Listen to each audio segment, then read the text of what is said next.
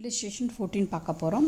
From the following details, calculate the printing and stationery to be debited in income and expenditure account for the year ending 31st March 2018 and also show how it will appear in the balance sheet னு சொல்கிறாங்க அந்த இடத்துல. அப்போ நம்ம என்ன prepare பண்ணணும், இங்கே income and expenditure account prepare பண்ணணும் அண்ட் பேலன்ஸ் ஷீட் ப்ரிப்பேர் பண்ணணும். கரெக்டுங்களா? ஸோ இங்கே என்ன எதை பற்றி பேசுகிறாங்க பாருங்கள். இங்கே வந்து ஸ்டேஷ்னரி பற்றி பேசுகிறாங்க. Right, amount paid for stationery during the 2017 and 2018. அப்போ என்ன பண்ணியிருக்காங்க, பர்ச்சேஸ் பண்ணியிருப்பாங்க. ரைட், ஸ்டேஷ்னரி நம்ம எங்கே பார்த்தோம், கன்சியூமபிள் ஐட்டம்ஸ். கரெக்டுங்களா இதெல்லாம்?